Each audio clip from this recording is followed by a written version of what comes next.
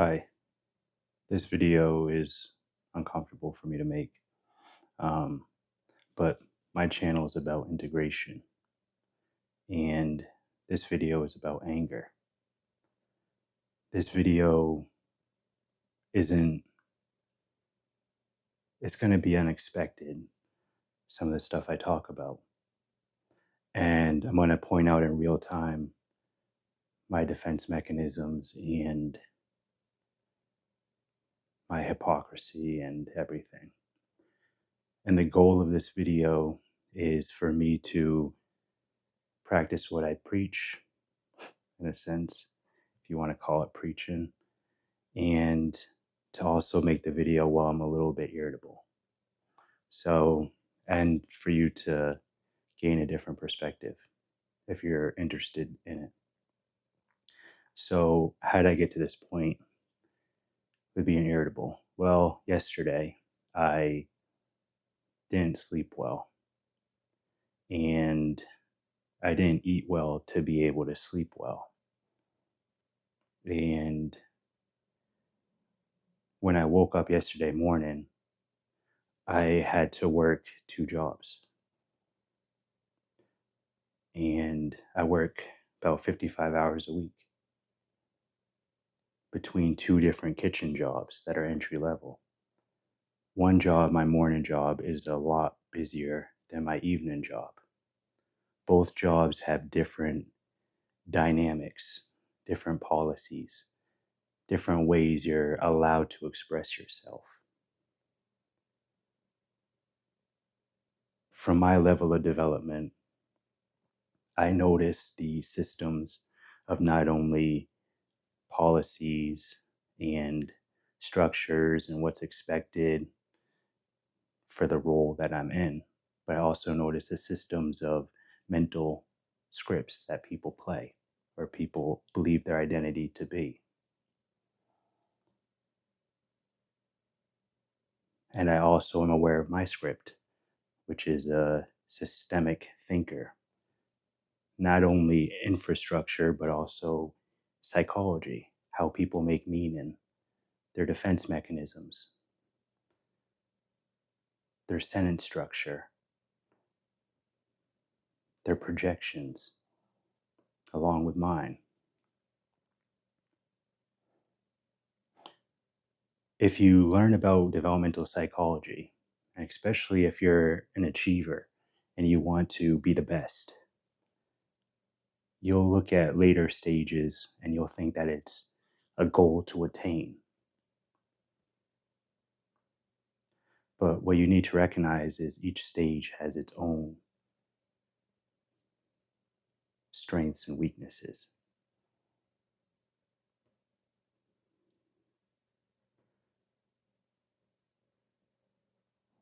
At my stage, if we look at 9 stages of ego development by Suzanne Cook Reuter's model on how we make meaning, how we identify as a self, how we identify who we are, I resonate a lot with construct aware.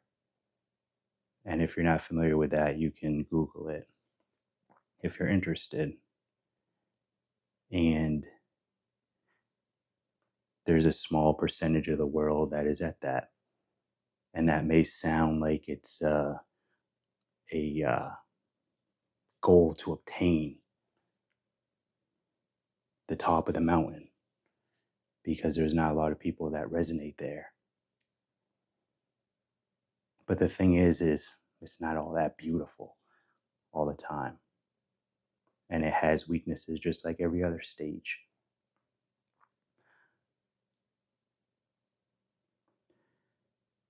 So one of the common things at my stage of development is intellectualization and using that as a defense mechanism. 80-90% of the time, I am calm, relaxed, grounded, empathetic. But the 10% of the time, when I'm tired, in a lot of pain, or haven't eaten and I'm hungry, I tap into this 10% and I see myself doing it. And just because I'm aware that I'm doing it doesn't mean that I can get out of it. And it feels similar to what I imagine someone that goes through anesthesia in surgery and they're awake for the whole process. So, what does that look like? So, right now I'm talking in the camera. I'm irritable. I can hear it and notice it in my tone. I notice that I'm using intellectual models to try to defend against feeling angry. I know that I'm making this video to, on one hand, be more comfortable with talking about how I feel when I'm angry. And there's also a part of me that wants to feel like I'm showing off because I'm vulnerable, because I'm tired, and because I feel annoyed that I can't talk about this type of stuff with people in my everyday life because they see it as overthinking and using too many complex models and too many views of how I'm seeing things. From their perspective, they're right. From my perspective, it's limited.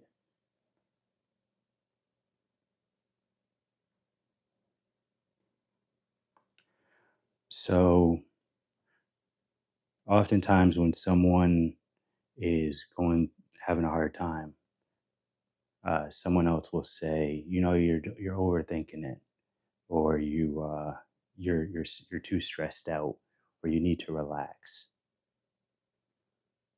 And the thing is I'm aware of that.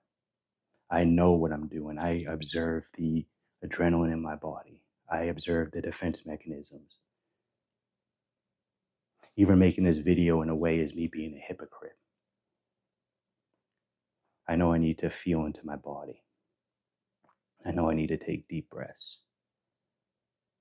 And that advice is helpful, but it's also missing something. It's missing the fact that I work 55 hours a week, that I notice a lot more than most people notice, that biologically, my body is trying to recuperate. Psychologically and emotionally, I have to constantly observe how I'm behaving in these two different environments. Because when I get frustrated, I can swear at one environment, but I could get fired for doing that same thing in a different environment. And many people, they are living by a script and they're not aware of it. How does this look? In stage green, if we're looking through spiral dynamics, and to point to the territory, it's feeling compassionate. So if they see me and they see me frustrated, they'll say, you need to relax, calm down, do some yoga, do some meditation. But at the same time, they're doing it out of a sense of pity. And they're also projecting onto me because they're uncomfortable to realize that they have anger too, and they haven't integrated it. And they're not even aware that they haven't. So instead of feeling a negative emotion, they try to spiritual bypass and yoga it away, meditate it away, use phrases of love and light. Well, they also are feeling pain and stress in their body and not being authentic, and they're wearing a mask, but they don't realize it. Someone in stage orange, which looking at the territory, if they see me, they'll think, oh, this person is just overthinking it. Why don't they just optimize their system? The way they're doing things, they're not doing it efficiently. What they need to do is they need to have a set schedule and do all these different things.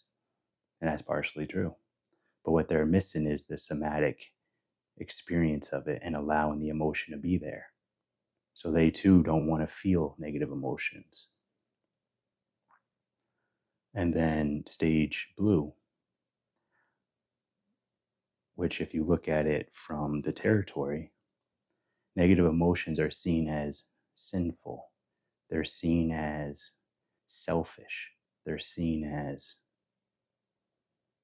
just wrong. Anger, sadness, despair, nervousness, all those. And to kind of make it even more simpler, if you're not familiar with these stages or spiral dynamics as a values developmental psychology model,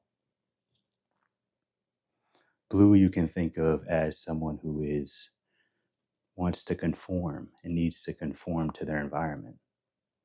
Orange you can think of as someone who is very into personal autonomy and getting ahead and being efficient and into mathematics and logic and reasoning and rationality and debates.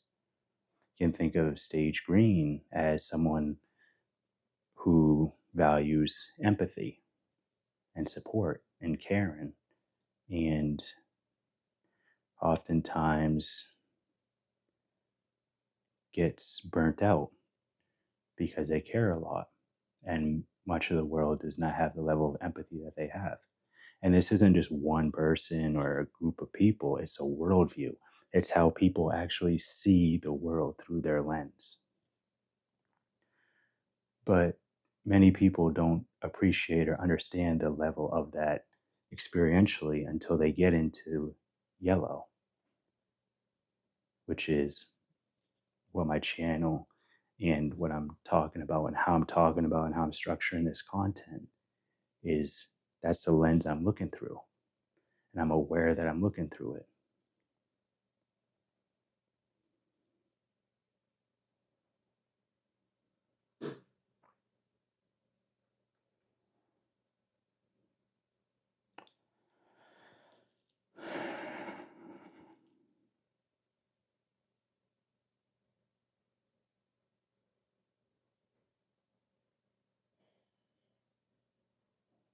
And the thing is, you know,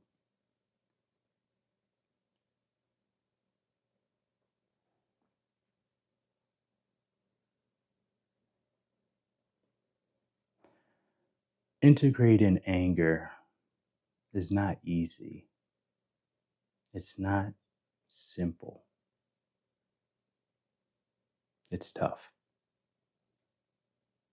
Because it's not one of those things where you just say, oh, I'm not angry.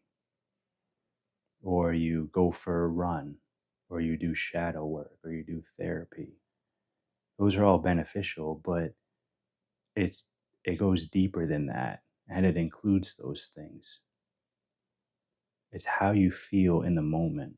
Like me venting all this stuff that I've been venting, using all these models and pinpointing different things. To many people, that just seems like overthinking and that I just wasted my time or I'm doing mental gymnastics and it's inefficient, or it might feel very hierarchical and very oppressive, like I'm saying that I'm better than other people if you're in stage green and hate hierarchy.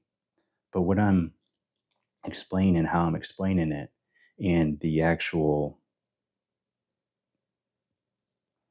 what's the word? The actual motivation of a lot of these developmental psychology models is not an oppressive hierarchy. It's not where when you get to the top, you are have more power and you look down at people more and you control and coerce and intimidate and manipulate them. It's not like that. That's an oppressive hierarchy. A lot of these developmental psychology models, like 9 stages of ego development, integral theory, spiral dynamics, they are natural hierarchies. Or you can think of it as like Russian dolls. They include each other. And once you get higher up, you encompass more, you see more, you notice more. And the more you notice, the more you feel. The more you feel the pain, the struggle, the more responsibility it takes because you see more.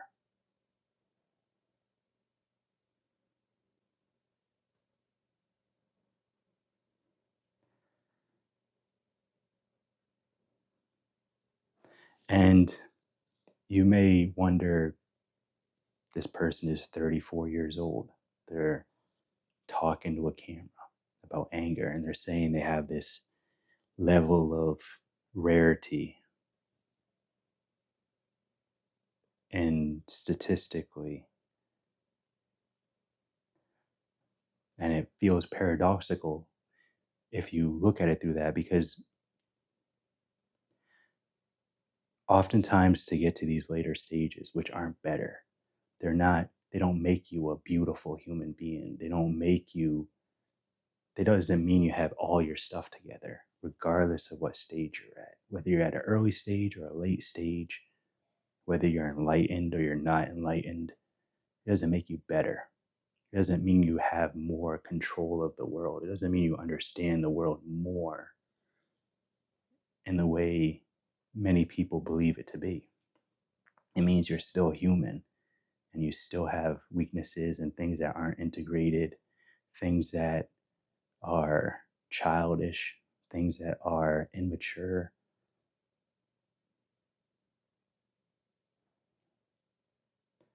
And the ironic thing is I wish I didn't have this level of awareness. And I envy people that are not at the stage that I'm at, that don't have the level of self awareness that I do, because it looks beautiful to be able to feel like you're 100% right on something, that you actually have an enemy in the world, that you can go with other people, be in a group, and have that validated and feel like, okay, my perspective must be right. Even though a lot of other people are telling you, oh, no, it's not right. That seems beautiful to me. That seems like a more simple life. Because from my perspective, I don't see enemies. I see my mind creating a story and a narrative for separation. And I'm not at a point where I can fully disidentify with that story all the time. So, yeah, 70, 80, 90% of the time, I'm in a meditative state. I feel one with everything, compassionate. Everything's flowing. Conversations are flowing. I can do small talk. I can play the scripts and play the whole game of life beautifully. And it feels authentic and it feels like everything's just natural. But then 10% of the time, when I'm angry, frustrated, sad, tired, all that comes to a screeching halt.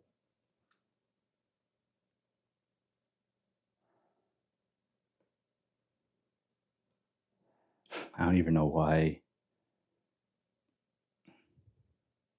I don't even know if this video would be helpful to people. But I noticed that it's helpful for me. Like, even just talking about this in the camera, regardless if I post it or not, I can feel my nervous system starting to relax. I can feel my face muscles starting to relax. I can feel an energetic release, which we all need as humans, whether it's journaling, exercising, whatever works for you. For me, this way of expressing myself works for me. And this channel is a space where I'm allowed to do that. If you watched this far, thank you for watching the video. And